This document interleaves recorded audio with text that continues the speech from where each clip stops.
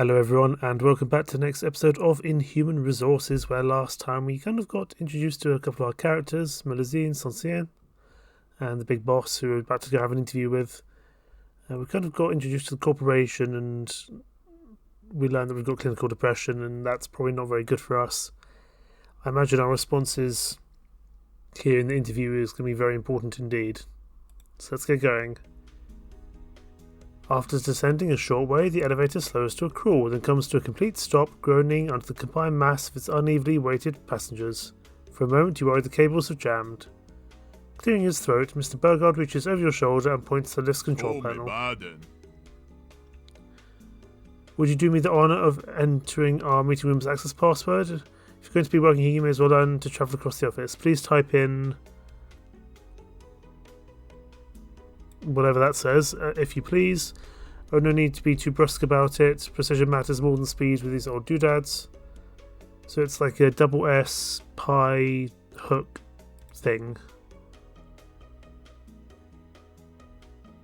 Double S pi hook. What was last? I've forgotten what was last. Damn. I forgot what the last one was.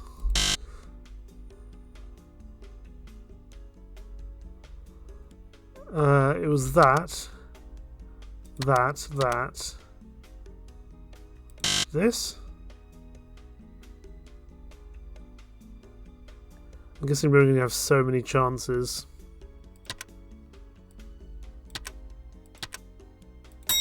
There we go. Oh boy. The interview chuckles as he watches you fiddle with the eclectic symbols, amused by apparent unfamiliarity. No doubt he's used to employees entering these combinations, with the routine deafness of jaded shoppers typing their PIN numbers during credit card transactions. You're still not sure why he's making you type the password, nor why the elevator uses passwords in the first place. Wouldn't keycards be easier, or normal numbers at least? Regardless, as the last button clicks into place, the elevator resumes its descent at an increased momentum, plunging deep into the earth with no sign of stopping. After almost 20 seconds, you'll wonder if you're heading for the planet's core. You have to beg my pardon for the sluggishness. I've petitioned to have this thing replaced, but the encryptology department refuses to let us invest in newer models. Potential security risks, or so they claim. Boogeyman hogwash, I say. An upgrade has been long overdue. Maybe once our deal with Radium goes through, there might be a bit more welcoming of true progress, eh? You nod along politely, pretending to understand what he means. You're unsure the display looks convincing. Still, by the sounds of it, you'll be stuck here for a while. How would you kill time? I don't know if we want to ask Abuya about his employer's unusual behaviour. We'll give the elevator buttons a closer look. Squinting at the control panel, you try making sense of the assorted icons, decorating each key, trying to intuit the twisted logic, linking them together. There must be some rationale informing the design of those peculiar passcodes. Unfortunately, the longer you look, the less you understand what the pi symbol and Greek omega have to do with any of the scribbles you've seen before. The bout of mental gymnastics required to even attempt drawing a clear pattern leaves you a nagging headache. At least you can remember the password he gave you. In the end, you're so focused on decoding the secret behind Smyrna Corpus buttons that you're startled by Burgard. I hope you're excited for this interview as I am, friend. At the risk of sounding biased, I have very high expectations for you. The woman who recommended you for this position, your aunt, I believe, she had nothing but great things to say. She assured me you're an extremely positive person, that's debatable, with a permanent can-do attitude and exceptional emotional resilience. I'm not sure that's the case, and that's exactly the kind of person we need here at Smyrnacore. You answered the giant's compliment with an awkward chuckle. Internally, however, you were screaming. You knew your aunt was bound to lie in order to guarantee you an interview, but she could have picked something more fitting for a clinically depressed shut-in who can't afford their own prescription. As you force yourself to smile through an impending panic attack, the elevator comes to a grinding halt, its gridded door sliding open. In a bit of a battle to wriggle past Abuya, though you soon find yourself free of its claustrophobic lift and breathing a bit easier. I completely butchered that sentence. Mr. Burgard follows suit, flipping a light switch to illuminate the otherwise pitch-black room. Welcome to my humble office. Ah, so that's what this place is.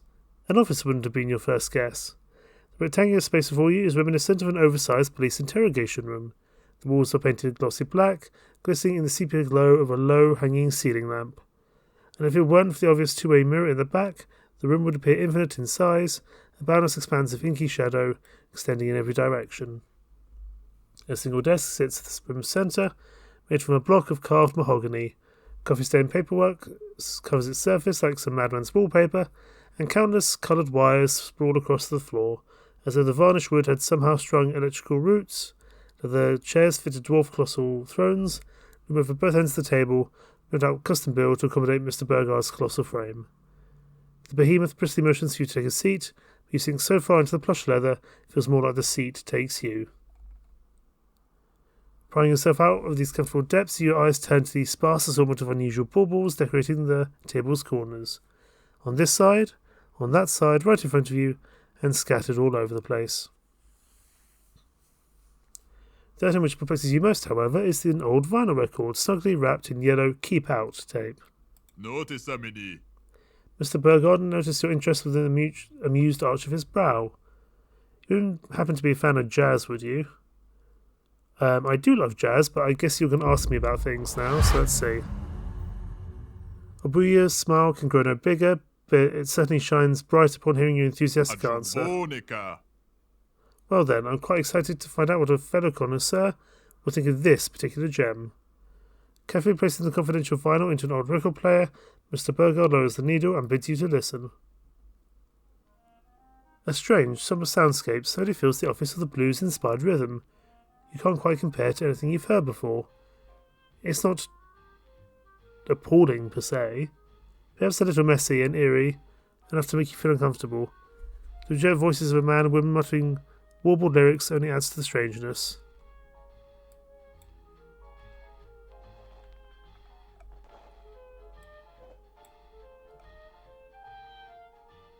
I was wondering if we get anything specific there. Right. You can't make out a word they're saying except the chorus verse. Let's call the whole thing off. Gina and Herschel Gershwin, twins, if you're wondering. Not a couple, despite all the turbulent rumours that once surrounded their odd relationship. I never met them myself, but I do know they could have been bigger than the Beatles back in the band's heyday. The biggest case of my career was making sure they wouldn't be, and I always found it tragic that only one of their records was left intact in the world. So I also feel quite lucky to be the man who owns it. Few will ever have the privilege to hearing such avant-garde work. You utter a few admirative oohs and ahs, feigning interest to conceal your perplexity. What does a human resource company have to do with ruining musicians' careers? And how could Obuya be employed, let alone alive, during the birth years of rock and roll? He's not that old, is he? Before you can scrutinise the man's non-existent wrinkles, he promptly clears the stray documents from his desk, making space for a repulsively familiar sheet of paper. Your loathsome fucking resume, laid bare for the world to gawk at. God, you're sick of seeing that thing.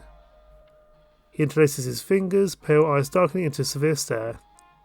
You suddenly find yourself keenly aware of just how dangerous this man could be, should he choose to embrace violence over verbal repartee. Time to begin a little interview. I'll be asking you a series of questions. Some will appear peculiar, others rather innocuous. They may be difficult to answer at times, as you've not been made fully aware of your position, nor also Metalcore's company goals. However, I still request that you provide honest and instinctive responses, regardless of context, that gives a better idea of the role you'll be assigned during your time among us. Wait, you have to ace an interview before being told about the job you're applying for? What a mess. Either Smirnocore has an unintuitive hiring process, or their non-disclosure agreements are so incestuously interwoven, no one can get any work done without being strangled to death by red tape. Still, Abuya's words make one thing clear: the only way you'll get hired and earn a salary to pay the rent you owe is by acing this goddamn interview, no matter what it takes. Give him a firm nod and reassure him you'll be earnest. Abuya chortles with satisfaction, the sound as deep and rumbling as a rock slide at the bottom of a well. Let's get started. Aha, it's the trolley problem. A runaway locomotive is barreling down a set of railroad tracks at uncontrollable speeds. Its path lay 5 people tied down and unable to move. If nothing is done, the locomotive will surely crush them and end their lives in an instant. You stand in a train yard next to a large lever. You know that if you pull it, the locomotive will divert its course onto a separate track.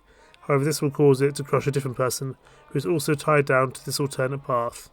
How do you ensure all 6 people will escape this tragedy alive? That's not how the trolley problem normally goes. That's not quite where do you see yourself in 5 years shtick you're used to. How the hell are you supposed to respond?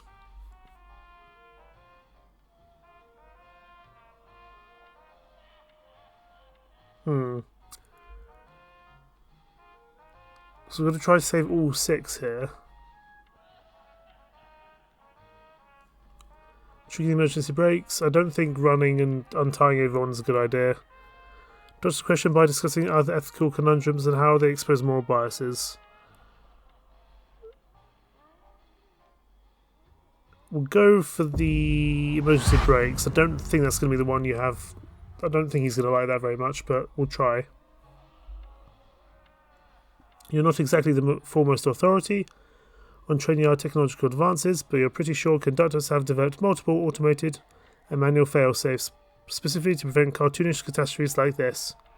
If not, you have $1 million idea to pitch. That's an impressively refreshing answer, although, to be candid, many representatives in other departments would strongly disagree with your technology-based solution.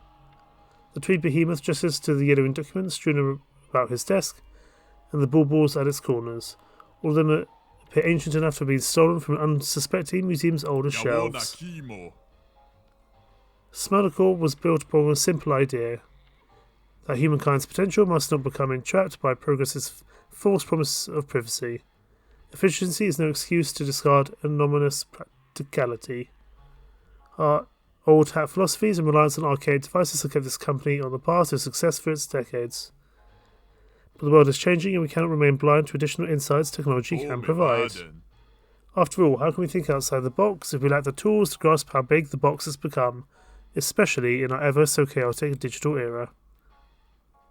We're not quite sure how to respond to that, let alone how it applies to human resources, but you still manage to stammer out some words of agreement, which hopefully imply you're thinking the same thing. Your profile has changed with technological literacy. Now, moving along to question 2, could you kindly rephrase your greatest flaw so that it sounds like your greatest strength?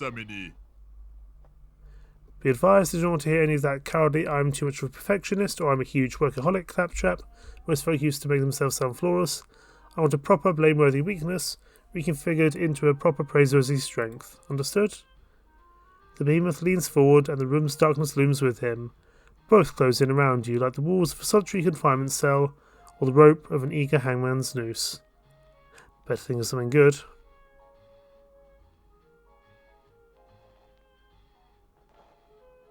Well, these are all crap answers. Because he doesn't like tech. He won't like us talking with our co-workers.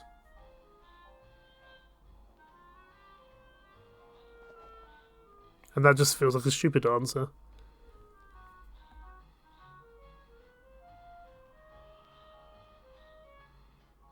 And that's during work hours.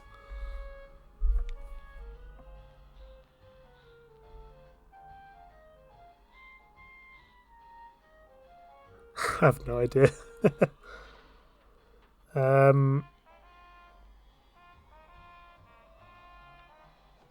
Let's go for the stupid answer.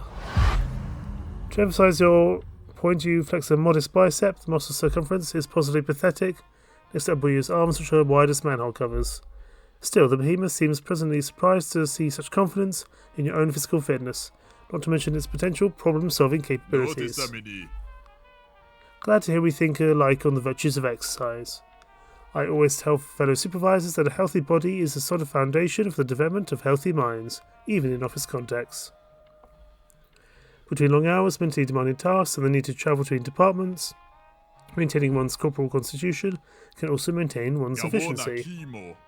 Furthermore, too often do sheltered folks suspect brute strength to be a solution born of incompetence, but there are times when it's the optimal approach to resolve certain challenges, especially in this office.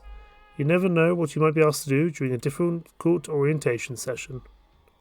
The guy makes it sound like your average 9 to 5 workday will be an Olympic triathlon. What kind of human resource service involves physically manhandling a fussy customer?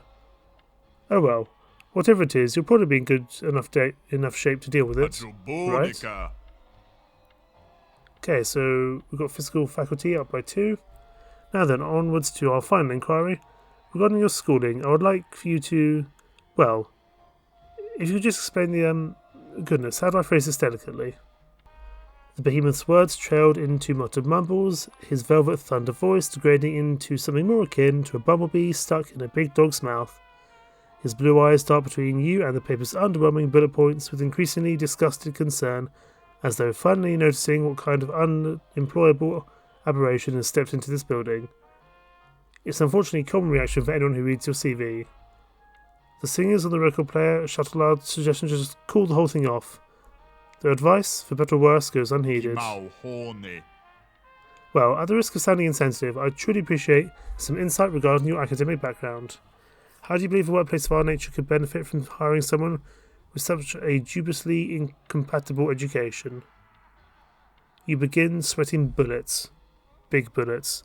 The kind of caliber robot cops must use in action movies from the 80s. Of course it was going to come down to this.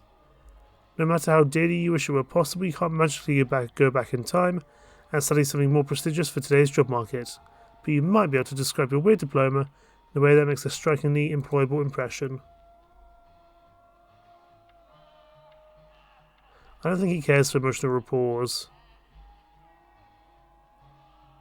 Studied Ultimate Frisbee. You studied computer science, your skill with technology is old and new. Let's try that one. Your fondness for analog tech drove you to learn the design principles of computers and the algorithms they operate by. This gives you the ability to operate most devices by instinct. Even though some of the core's machinery is antique by most standards, you'll likely learn to use it faster than most candidates. Trying to capitalize on the company's obsession with the obsolete, you discuss a few obscure principles from your past seminars, explaining how binary code dates back to the 1600s or how digital computers were first designed in the 19th century, long before the advent of microchips. Mr. Burgard practically salivates as he listens to you speak. You have no idea how refreshing it is to meet someone in this day and age with such thorough appreciations for the inventions that paved the way for modern progress. Too often do our competitors only look towards the new, the cutting edge, the improvable. But our company has endured by sticking to what works, advancing the applications of technologies rather than their designs. An individual such as yourself who grasps the value of that philosophy will no doubt fit right in. Furthermore, it appears that the fascination of yours believes a great love for learning about computerized devices. I would expect you to be teaching our new recruits in a few months' time. That's a pretty ambitious endorsement, promising though, way more promising than you're used to. It's required computer science specialization and technology literacy even more. Anyhow, I believe that concludes our questionnaire for today. As for your results, the man's enormous fingers crumple your CV into a ball and toss it aside. It bounces across the wire-laden floor, disappearing into an inky corner of the abyssal room. Your chest tightens, panic swells, catastrophic scenarios and thoughts of crushing failure explode throughout your head. A beaming smile diffuses them all. To tell you the truth, this little meeting of ours was nothing more than a corporate-mandated formality. Between your aunt's glowing recommendation and the fact you showed up at our offices on such short notice, I knew from the very start that I'd be wanting you on board. After this discussion, I'm pleased to announce that my hunch has been confirmed, and I'm most pleased to be extending you a permanent employment offer. How do you actually want to hire me? You've never been this close to getting employed in ages. You almost expect the man to reveal it was a cruel practice the entire time. Instead, Mr. Burgard chuckles, amused by your aghast reaction. I'm dead serious, friend. In fact, you didn't meet expectations, you exceeded them. Our exchange has revealed that you're an incredibly resourceful and technologically savvy individual, able to employ every tool at your disposal to its utmost potential. With the face of technological issues, a need for urgent repairs or complex procedures involving spinal cord devices, I have no doubt you'll be quick to adapt, thriving where others would flounder. There's a risk your focus on the cutting edge may cause you to lose sight of the human element in certain situations, but your addition to our ranks as technician would be of unquestionable benefit. So, would you deem my interpretation of your aptitude as correct, or have I misconstrued the content of your character? Let's butter up, Tim. You're 100% on point. That's exactly the kind of person I am. Flattered by Abuya's appraisal, you relish in the satisfaction of having been truly seen. It's not every day you get such a precise, quantifiable breakdown of your unique abilities. May they serve you well in tackling the horrors to come. Good to know, very good indeed. In that case, I'll nudge administration to start producing your contract. I'll unfortunately have to remain cagey about some details, such as workplace tasks or starting salary. Really? Until all the legal hoopla has been sorted, but assuming you care to accept a generous starting offer. Mr. Burgard's chuckling deepens as he extends a massive hand. His blue eyes are bright with joy, his tongue hungrily running over his pure white teeth. Please allow me to informally welcome you as the newest member of Smyrnacore. I look forward to reviewing your performance. Holy shit, it's actually happening. You're going to have a job, you're going to have money, enough of it to pay rent and keep a roof over your head. Eat food, anything. Let's not cry. Fight the urge to cry and shake Mr. Burgard's hand. You can't help but sniffle as you extend your hand, eyesight blurred by tears of sheer relief. Even though through that weeping haze you can still see the behemoth's grin, spreading like a bird's unfurling wings. More specifically, there's a rapacious buzzard diving in to snatch a rodent with razor-sharp talons. Instincts urge you to pull away, but the behemoth's pounce comes too quickly. Before you can possibly react, your entire hand is engulfed with a fist the size of a rice cantaloupe. Almost instantly, something feels terribly, terribly wrong. Despite Mr. Burgard's pure white smile, it feels as though your new boss is trying to leave you crippled from the waist down. Knuckles crunch, folding in on each other. Metacarpals squeak and whine. Articulate cartilage between them both crumble into collagen sand. But all that pain is nothing next to the sharp, stabbing agony suddenly shooting through your palm. You cry out in pain. Beg Burgard to let go. Pry your fingers free. But the giant's grip is iron and deaf to your complaints. If anything, he squeezes harder. The needle-point pain inside your hand sinks even deeper, deep enough for you to think it might pierce the whole way through. Deep enough for you to wonder if it could somehow kill you. Your jaw hinges to let out a scream. Before a single sound comes through, Mr. Burgard lets you go free with an innocent-sounding oops. Dearie me, I was a tad too firm there, wasn't I? Beg pardon, friend. I tend to forget my own strength sometimes. The twee behemoth lets out an earnestly apologetic chuckle. He forces himself to chuckle back, but the laughter takes tremendous effort. It's hard to buy his excuse, no matter how believable it may be. Panicked, you palpate your palm and numb fingers, searching for any scars left by the thing that was drilling through your flesh.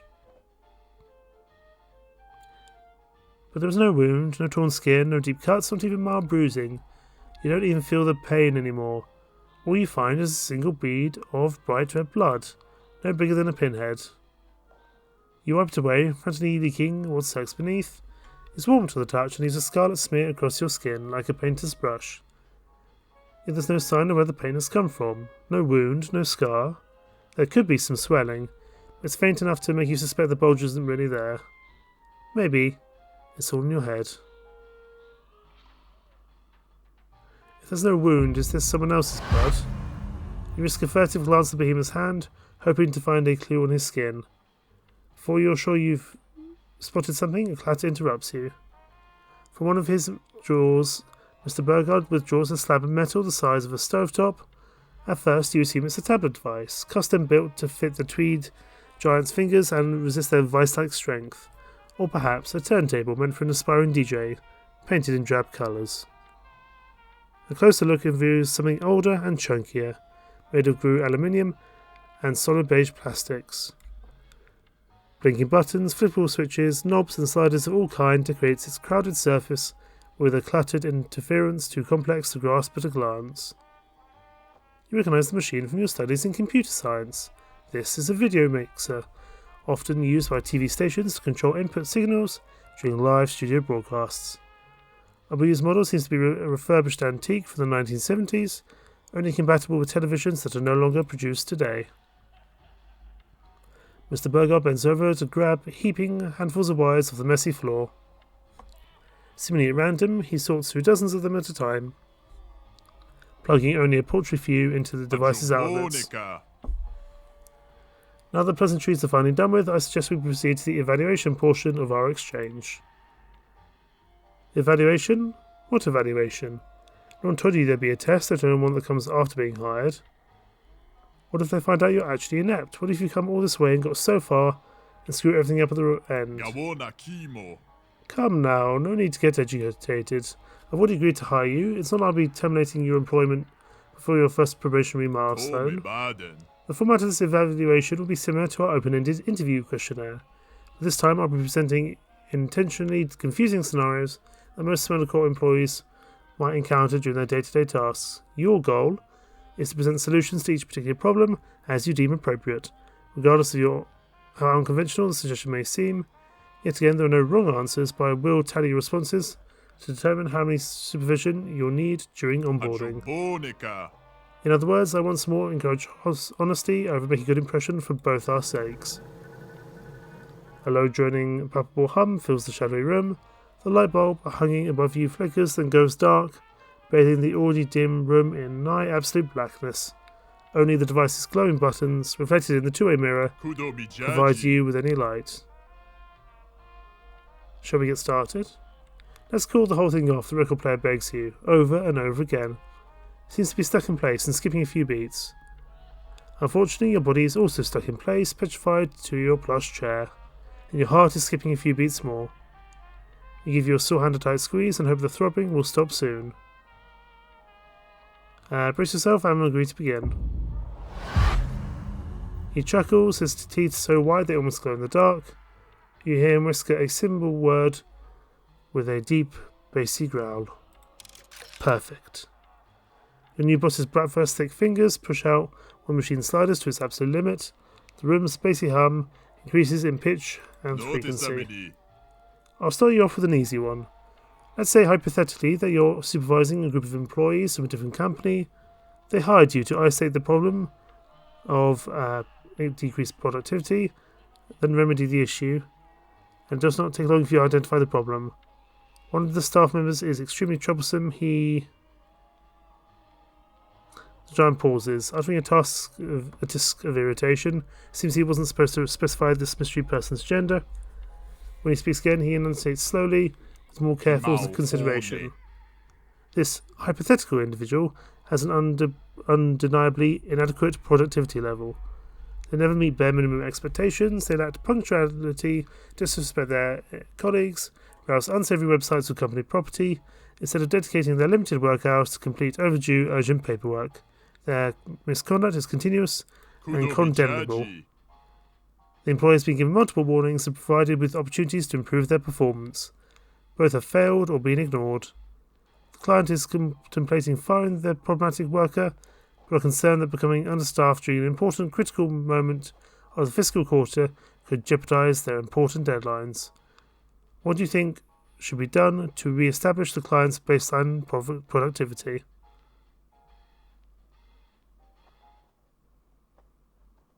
See, now our skills come to the fore. Because we didn't have any child psychology specialization, we can't do that one. But we are technologically literate, so we could say that. We don't want to give them more of a chance, especially be laid off regardless of deadlines that harm more than help. Or we can install software on their computers that limits access to non-work websites. That's fine in small doses, I think we can get away with that. If the employee is just compulsively texting and web surfing, why not cut the problem off at the source? Most office networks limit access to undesirable content nowadays, so it can't be that hard to set up. Plus, it will prevent future staffers from indulging in the same habit. Though your internet-based solution might be complicated to implement in a workplace that relies on refurbished typewriters, Abuya's blue eyes bulge with admiration, his lips curling into an ooh. That is exactly why I keep telling upper management we need fresh thinkers in the office. The perspectives you bring to the table are limited by our old hat ideologies and much more in tune with our planet's current digital landscape. That's why the upcoming deal with Radium Inc. won't just improve our technological infrastructure, it'll improve our technical literacy and technical imagination. Furthermore, I love that the core of your strategy essentially relies on imposing discipline through ignorance and obfuscation. That's hard to say. Never seen that. Obfuscation, let's say, which are techniques Smirnoff core values dearly. After all, how can slaves ever think to disobey if they're only allowed to learn obedience? You're not sure you enjoy that comparison. Yet, as if emphasizing the point, the giant fiddles with his antiques device, myriad buttons and knobs in a series of complex operations. Obia completes his complex mechanical operation with a flourish of flashing lights and a sequence of high-pitched beeping. The machine's noises are loud but not startling, not compared to the other sound. It's faint at first, muffled, maybe distant, subtle enough to make you wonder if that's part of the record player's tune. The longer you listen, the more unmistakable it becomes.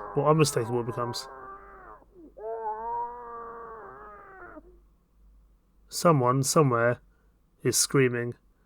I wonder if that's the employee we met at the beginning. Your nails dig into the armrests of your overlarge leather seat. Your eyes dart about the room, searching for the noise's source before landing on the two-way mirror and your own aghast reflection.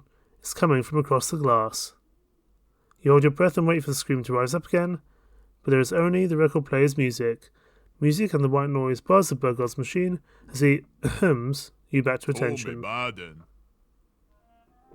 If you're in need of a restroom, I can point you in the right direction. Otherwise, I'd ask you to complete this evaluation with a smidge less fidgeting.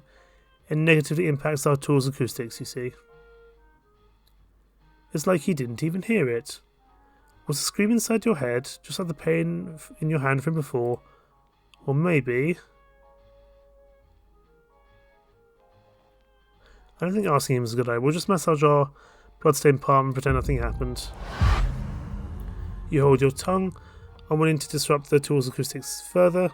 Besides, strange things have been happening ever since you set foot in the building, and everyone's been acting like it's completely normal. There's probably nothing wrong, right? He flips another switch, and the room's buzzing shifts into a frequency so oddly low you feel it sending ripples throughout your organs. The giant gestures your way with steeple fingers, further disturbing your unsettled guts.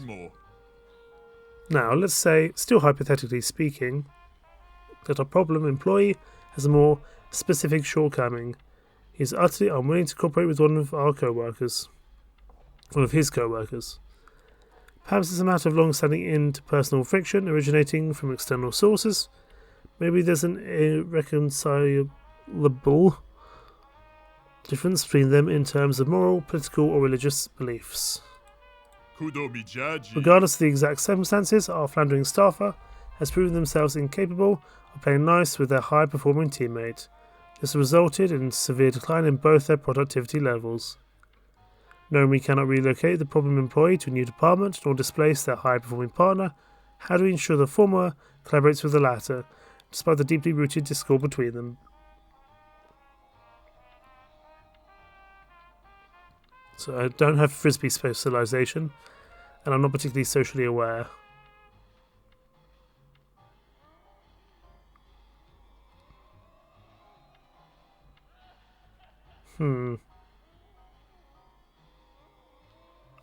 Well, I'm going to say success should be rewarded because I don't have many other choices. If this employee is negatively impacting their colleague, or are failing to achieve their own milestones, then forget relocating. The kind of attitude is a cancer to healthy workplaces, and the only cure is excision. They need to be laid off before their toxicity affects anyone else. Your proclamation is ferocious, passionate, and as unforgiving of inefficiency as the boy himself. Yet, against all expectations, the tree behemoth only appears half convinced by your dramatic argument in favour of productivity. I'm afraid your proposition may be lacking a hint of nuance. On one hand, allowing negative attitudes to fester within a workplace can cause them to spread, akin to a virus. Furthermore, I adhere to the ideal of rewarding good behaviour or punishing the foul. But sometimes the answer is not that simple. The inconveniences of reality often demand that we find alternate, imperfect solutions to such interpersonal problems. Then again, I can't fault you for lacking imagination when you haven't been exposed to Smenkor's approach to said solutions, can I? After all, we're rather secretive when it comes to our civilian replacement services. His throaty chuckle is punctuated by another eerie hum. Before you can ask the interviewer what the hell he means, another sound reaches your ears. It's not a person's scream this time, but neither is a vinyl's tune nor a machine's hum. Rather, it resembles a dull, wet, rhythmic thud. Once. Twice. Thrice you hear it, a little louder every time. Your eyes dart about the room, looking for the noise's source. You find it staring back at you from across the two-way mirror. You see the handprint of a blood-stained palm slapping against the looking glass, beckoning to be let out. Your mouth goes dry as it hangs open. Your finger shakes as you start to point. Then, without a word of warning, the thudding suddenly stops. All that remains is silence and a message written in scarlet smears. A cry for help no one can answer. A boy looks over his shoulder, seeing the red stain. You wait for him to react, to gasp, or even scream. All he does is rumfoot it, annoyed. I really need to put more pressure on that janitor. Soundproofing here has been unacceptable as of late. With more grouchy grumbling, he tweaks a couple of his device's knobs, as if nothing happened. Then, noticing your aghast expression, he furrows his brow, not with concern but confusion. Is something the matter?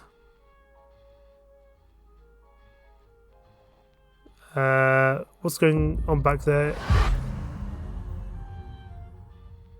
Your voice cracks as you shout, but Obuya appears unperturbed, bored even, perhaps disappointed at your lack of calm. Reluctant or perhaps defeated, the man provides a brief, albeit unpleasant explanation. As stated previously, contractual obligations prevent me from revealing classified company details. However, I assure this is all standard Smenkor's procedure. Now please control yourself until said procedure is complete. We'll have to continue our burst by any means I deem appropriate. Let's just play along for safety. Terrified of ending up like the person across the glass, you scrunch your lips shut and silently pray this meeting will end with your life intact. The tweed behemoth applauds your wisdom with an ever-widening smile. Wonderful, I'm thrilled you're willing to be so cooperative despite these distractions. Now regarding the conclusion of our conjectural conundrum, let's say, and I cannot stress this enough, that our aforementioned stuff is hypothetically assigned to contain a major data breach, one with consequences that could spell disaster for their company and workers alike. The sensitive nature of this task requires them to exterminate or indefinitely debilitate any individuals who have witnessed this leaked information, so they may become incapable of further dissemination. In this case, the information has only been accessed by two people, the employee's spouse and their prepubescent offspring. Needless to say, our employees reluctant to perform their duty and exterminate these individuals. However, if either family member remains alive, the company stands to lose everything. Furthermore, should they refuse to tie up these proverbial loose ends, you will be required to do so in their place, as outlined in your Smenkor's contract. In short, how do you ensure these targets perish as intended, and that the state of breach remains contained, regardless of this problematic employee's hesitation?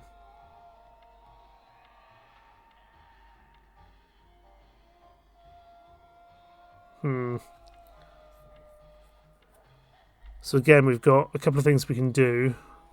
So we've got some basic answers, and we've got physical faculty, so we could kill them, or we can go back to computer science. I don't really want to say I kill them, so we'll review security protocols to prevent these leaks from reoccurring. When the consequences of failure are steep, preventing catastrophe becomes a priority. Thus you stammer out countless cutting-edge security solutions that could stifle data breaches before they happen, as well as suggesting a few methods to kill the company's targets without getting your hands dirty. At first, you are terrified that Mr. Burger might view your answer as a cowardly method to escape an unenviable responsibility, but rather than disappointment, the man's eyes widen with unexpected intrigue. You know, I never really considered the precautionary potential of digital technology in such a way before. Those inventions always seem too full of security flaws to ever be reliable. I suppose my short-sightedness is yet another reason why our upcoming partnership with Radium will be beneficial. What I most appreciate about your answer, however, is that it remains aware of our priorities while considering unorthodox yet humane options. After all, you never asked me to spare the lives of our problem employees' family members, or did you question the importance of containing that data breach? You merely accepted the facts and considered a solution wherein something else could resolve the issue in your stead. That, my friend, aligns perfectly with Smendakor's replacement-driven philosophy. Before you can contradict any of that, the Tweed Behemoth's strange machine begins emitting a deep moan. It's one to finally displaying your evaluation's tallying results. Well, this is genuinely impressive. I had high hopes for you, but this exceeds even those anticipations by considerable leaps and bounds.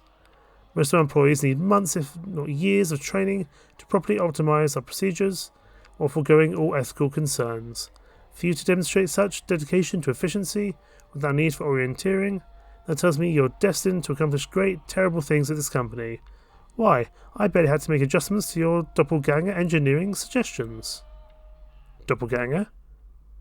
Unfazed by your panic or bafflement, Mr. Burgard reaches for a nearby candlestick phone. The mouthpiece's realistically macabre roosting bat design makes it seem like he's clutching a live pipistrelle and shoving it against the cavern that is his giant mouth.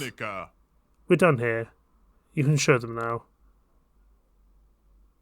On the other end of the line, a reply is chirped. Abu hands you the phone and motions you to listen in. His pure white smile looks wide enough to tear his cheeks at the seams. Accept the phone. You gingerly seize the occult antique. It takes you a few tries to grasp how the winged mammal is meant to be held, and even longer to hold it here piece to your head. By the time you figured it out, you wish that you hadn't. The two-way glass at the back suddenly turns transparent, revealing yet another room filled with aesthetic contradictions and logical anomalies. Your first urge is to scream, but your voice makes no sound. Perhaps your cries are deafened by whatever the fuck is going on. You stand for what appears to be a hospital operating room. Its walls are adorned with a mix of dark wood panels and mounted stag heads, bathed in the sterile glow of a circular fluorescent lamp. At the far back, you can see the silhouettes of two surgeons toiling away behind a curtain, carving apart the skulls of their fully conscious and sedated patients. You want to look away, but you can't even blink. There's just too much to take in. There's the patients themselves, the surgeon's tools, the televisions hanging from the ceiling, and the woman taking notes. The muffled sounds of saw slicing through bone threaten to make you throw up, but instead you feel your heart sink deep into that pit of nausea and realise something truly chilling. You recognise two of the people in that room. I think I know who the clipboard lady is. I want to see the screaming patient is, because I think it will be the person we replaced when he was outside the lift. Though his face is warped by fear and pain, there's no mistaking the angry stranger from the waiting room. Yeah, and from across the two-way glass he recognises you as well. His shrieks turn into sob-choked pleas, his voice a feral shadow of the coarse jaw it once was. You, I'm pleased. Tell them I'll change. Tell them I'll do better. Just don't let them replace me. Medicine, I'm begging you. You can't do this to me. I have a fat... His words are cut off by gurgling spasms, eyes rolling back into their sockets as the surgeon's silhouette behind him cuts something inside his head. Blood and brain matter splatters the curtain, hiding the worst of the scene, but sounds of squelching meat and bone still carry over the receiver. Yet it's the other, calmer patient's voice that truly makes you nauseous. He doesn't look like Emiliano, he sounds like him. Exactly like him. You. Tell them I'll change, tell them I'll do better, just don't let them replace me. The lookalike's face remains impassive, even as his exposed brain is prodded out with a hand-crank drill. Yet the imitation of his neighbour's blood-curdling cries is perfect. Every nuance, every pause of breath, reenacted down to the finest detail. Better than any audio recording you could ever imagine. More immaculate a simulacra than any man or machine should ever be incapable of. It's so perfect, in fact, you're no longer certain which one is the real one. Hey Medicine, how was that? Am I laying on the accent too thick? Seems fine to me, but I recommend letting your voice crack once in a while. It's been known to happen when Mr. Aguilar is heavily inebriated, and considering his drinking disposition, that particular nuance will come up quite frequently. Gotcha. I'll give it another go. Hey pal, can you give me some fresh material to rehearse? You're all a bunch of psychos. Motherfucking heartless psychos. He hobs and sobs and howls, himself raw, retching as the surgeon hacking his cerebellum introduces full body spasms. The other, Emiliano, merely clears his throat before howling much the same. How about that? Is that better? Considerably. I'll notify the post-op technicians to implant a few more speech impediment, including memories and applied brain damage relative to Mr. Aguilar's alcoholism. That should iron out the large neurophysical kinks. The other Emiliano gives a firm thumbs up, leaning back to enjoy his lobotomy with the lackadaisy indulgence of an expert barber's scalp massage. Rosine turns to face the glass, her wide smile pulled painfully taut. She looks at you with tears and mascara streaking down her face. Her grin seems to cause more pain than either patient's cerebral surgery. Was there anything else you needed to see, Mr. Burgard? No, thank you, dear. That's all. Just wanted our new hire to get a better idea of the daily grind. But do let me know if we need to make adjustments to mediatic nutrition, will you? I'll be on standby. With a curt nod, the receptionist turns her back. You hear a click, then a dial tone, and the phone's ceaseless screaming abruptly screams off. Screaming cuts off, even. Across the glass, Emiliano thrashes with all his might, the sound of his screeching muted once again. So, what do you think? Oh boy. Demand your boss to explain what the hell they're doing to those people, or does it matter how sprint to the elevator and escape? That's a big decision.